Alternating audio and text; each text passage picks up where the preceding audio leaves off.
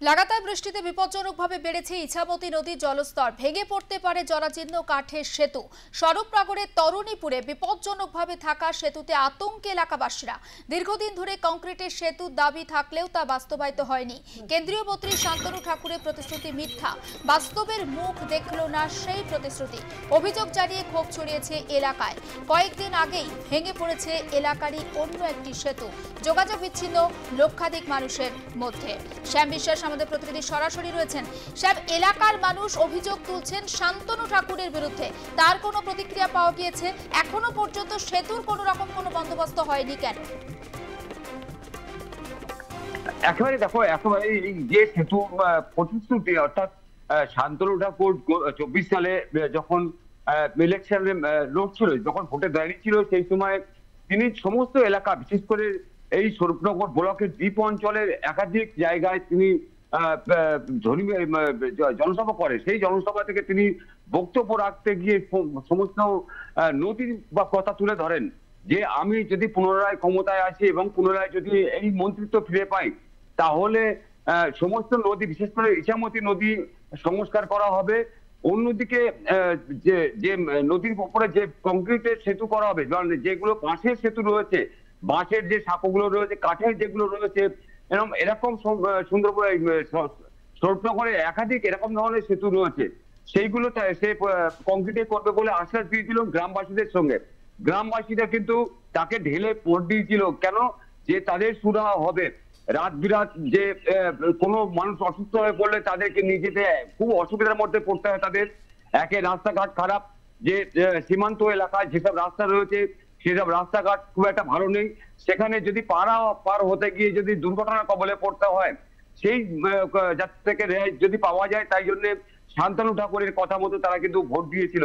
শান্তনু ঠাকুর বনগাঁ লোকসভা কেন্দ্র থেকে তিনি জয়ী হয়েছিলেন এবং সেখান থেকে জয়ী হওয়ার পর তিনি আবার মন্ত্রিত্ব পদ ফিরে পান এবং মন্ত্রিত্ব দায়িত্ব হওয়ার পর তিনি জনসভা করতে আসেন এবং সেখানে একটি চারঘাট কাটাবাগান এলাকায় একটি ব্রিজ কথা মতন কিন্তু তিনি একটা শিলান্যাস করতে আসেন।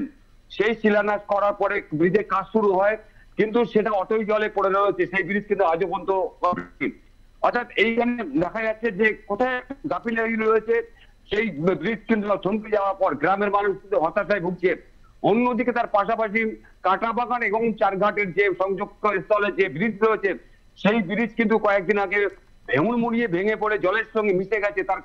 তার কারণ হচ্ছে একটাই, যে লাগাতার বর্ষণ, এই বর্ষণের ফলে পদ্মা এবং যমুনা যে খালগুলো রয়েছে, সেই খালে পানা কচুরি জন্ম গ্রহণ করেছিল। সেই পানা কচুরি যখন জল পড়ে, বৃষ্টির জল পড়ে, তখন তারা সেখান থেকে বেরিয়ে এসে গোটা ইছামতি নদী একেবারে গ্রাস করে রাখে এই পানা। তার কারণেই কিন্তু চাপ পড়ে এই ছোট ছোট ব্রিজগুলোর উপরে। সেই ব্রিজের এতটাই দুর্বল রয়েছে যে সেই কচুরি পানা এবং জলের স্রোত সে রাখতে পারেনি, বা সে রানিং ব্রিজ কিন্তু ভেঙে বেরিয়ে যায়। তার কয়েকদিন আগে এই ব্রিজ নিয়ে আমরা খবর করেছিলাম, আর+ নিউজে দেখানো হয়েছিল যে এই ব্রিজ ভগ্নদশা, যে কোনো মুহূর্তে ভেঙে পড়তে পারে, অবিলম্বে প্রশাসন নজর দিক। কিন্তু দায় ঢালাঢালি সার ছিল সেখানে। স্থানীয় যে সমিষ্টি উন্নয়ন আধিকারিক, একেবারে শ্যাম, তুমি আমাদের সঙ্গে থাকো। শান্তনু ঠাকুর ঠিক কি প্রতিশ্রুতি দিয়েছিলেন এলাকার বাসিন্দাদের এই কাঠের ব্রিজ সম্পর্কে একবার শোনাবো দর্শকদের।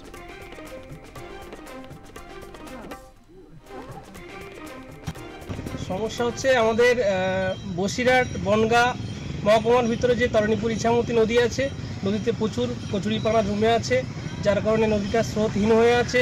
বনগাঁ বসিরহাটের ভিতরে যে ব্রিজটা আছে, তরণীপুর গোপালপুর ব্রিজটা, এ সাইডে ও সাইডে শ্মশান আছে। আর কচুরিপানা স্রোতহীন হয়ে গেলে, ব্রিজটা বন্ধ হয়ে গেলে যোগাযোগ ব্যবস্থা বন্ধ হয়ে যাবে, যাতায়াত ব্যবস্থা বন্ধ হয়ে যাবে। দুই সাইডে শ্মশান আছে, চারি সাইডে স্কুল কলেজ এবং টোটালি যাতায়াত ব্যবস্থাটা বন্ধ হয়ে যাবে। যাতে আপনি কি চাইছেন? আমরা চাইছি যাতে কচুরিপানাটা পরিষ্কার করা হয় এবং ব্রিজটা সুন্দরভাবে যেমন তেমন চলতে পারে। সমস্যা এখানে ইছামতি নদীর মধ্যে কচুরিপানায় ভর্তি হয়ে গেছে। ইছামতি নদীতে যে হচ্ছে স্রোত ছিল, সেই স্রোতহীন হয়ে পড়েছে। তার দরুন যে কচুরিপানাগুলো নদী সব ব্রিজের নিচে জমে গেছে, 5 থেকে 7 ফুট হয়ে গেছে। এখন যে কোনো মুহূর্তে ব্রিজ ভেঙে যেতে পারে। মানুষের খুবই অসহায় অবস্থার মধ্যে দিয়ে এখানে রাত দিন চলাচল হয় এবং এখানে এই বনগাঁ এবং বসিরহাটের মধ্যে যে সংযোগকারী রাস্তা, এই যে তরণীপুরের যে তরণীপুর গোপালপুরের যে ঘাটের যে হচ্ছে কাঠের যে সেতু, সেই সেতুটা হচ্ছে ভগ্নদশায় পরিণত হয়েছে। যে কোনো মুহূর্তে বিপদ হতে পারে এবং কি কচুরিপানার জন্য আটকে গেছে, জলটা স্রোতহীন হয়ে পড়েছে। সেই জন্য আমাদের খুবই অসুবিধা, এখানকার মানুষের যাতায়াতেরও খুব অসুবিধা। নিকটবর্তী রেল স্টেশন আমাদের গোবরডাঙ্গা এবং হচ্ছে বনগাঁ, যাতায়াতের খুব অসুবিধা হয়। অবিলম্বে প্রশাসনকে বলা হচ্ছে যে আপনারা একটু এই ব্রিজের এই বিষয়টা এবং যাতে আবার সে পূর্বের ন্যায় স্রোত ফিরে আসে, সেই জন্য কচুরিপানাকে পরিষ্কার করার জন্য আমরা এই তরণীপুর গ্রামবাসী এবং এখানকার সাধারণ মানুষ যাহাতে এটা সুরাহাটা হয়। নদীর যদি নাব্যতা ফিরিয়ে দিয়ে আমি ড্রেজিং করাতে পারি, তাহলে এখানে ট্রান্সপোর্টেশন, ট্যুরিজম যে সিস্টেমগুলো তৈরি হবে, যে জায়গাগুলো তৈরি হবে, তাতে কর্মসংস্থান তৈরি হবে। ব্রিজে কর্মসংস্থান হবে কি করে? কর্মসংস্থানের সহযোগিতা করতে পারে ব্রিজ, সেটাও তার ক্ষেত্রেও সুবিধে আসবে, কিন্তু ব্রিজ কর্মসংস্থান দেবে কি? শান্তনু ঠাকুরের ঠিক কি বক্তব্য সেটা আপনাদের সামনে যেমন তুলে ধরলাম, পাশাপাশি এলাকার যারা বাসিন্দা, যারা নিত্যদিন এই দুর্ভোগের সম্মুখীন হন, তাদের ঠিক কি অভিযোগ, কি বক্তব্য সেটাও আপনারা শুনলেন। আমি আরো একবার কথা বলি শ্যাম বিশ্বাসের সঙ্গে। শ্যাম, শান্তনু ঠাকুরের বক্তব্য আমরা শুনছিলাম। তিনি বলছেন যে যদি এই ব্রিজটা তৈরি হয় তাহলে যোগাযোগ বৃদ্ধি হবে, ব্যবসা বাণিজ্যে উন্নতি হবে, কর্মসংস্থানের কথা তিনি বলেননি এবং তিনি এটাও উল্লেখ করলেন না যে ব্রিজটা তৈরির তিনি কোনো রকম কোনো প্রতিশ্রুতি দিয়েছিলেন। শ্যাম, দেখো, একেবারেই যে তিনি প্রতিশ্রুতি দিয়েছিলেন, যেহেতু একটি ব্রিজ শিলান্যাস করতে এসেছিলেন, সেই ব্রিজ শিলান্যাস করতে এসে তিনি এই বক্তব্য রেখেছিলেন এবং সেখানে সেই ব্রিজ কিন্তু আজের থমকে রয়েছে। সেই ব্রিজ অর্ধেক, এপারে দুখানি থাম, ওপারে দুখানা কংক্রিটের থাম তৈরি করা আছে, মাঝখান দিয়ে এখনো কোনো রকম ভাবে কোনো মানে ব্রিজ করার কোনো উদ্যোগ দেখা যাচ্ছে না। কিন্তু তার পাশে যে ভগ্নদশা যে সেতু ছিল, সেই কাঠের সেতু কিন্তু সেইভাবে রয়েছে। বারবার প্রশাসনের দ্বারস্থ হচ্ছে গ্রামবাসীরা। তারা বলছে যেমন ভাবে এই যে নদীর উপরে চাপ পড়ছে, বিশেষ করে কচুরিপানার উপরে চাপ পড়ছে, তাতে করে এই ব্রিজ থাকতেও নাও পারে। অর্থাৎ গোপালপুর তরণীপুরের সংযোগ, একটা বনগাঁর সঙ্গে বসিরহাটের সংযোগ, সেটা বিচ্ছিন্ন হবে।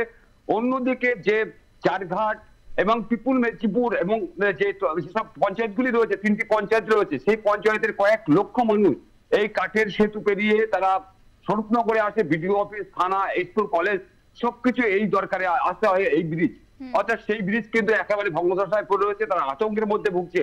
শান্তনু ঠাকুর যেভাবে ভোটের সময় তিনি ভরা মঞ্চে তিনি মানুষকে আশ্বস্ত করেছিলেন যে সমস্ত ব্রিজ তিনি করে দেবেন, তিনি দায়িত্ব নিয়েছেন এবং তিনি ভারতবর্ষের সমস্ত মানুষের নাগরিক অভিভাবক। তিনি যেহেতু তিনি একজন প্রতিমন্ত্রী, জাহাজ প্রতিমন্ত্রী, অর্থাৎ জলজাহাজ প্রতিমন্ত্রী, তার দায়িত্বের মধ্যে পড়ে এগুলো। এবং বেশ কিছুদিন আগে দেখা গেছে যে নজর রাখো এবং কতদিনে শান্তনু ঠাকুরের প্রতিশ্রুতি পূরণ হয় সেদিকে আমাদেরও নজর থাকবে। আপাতত তোমাকে ধন্যবাদ।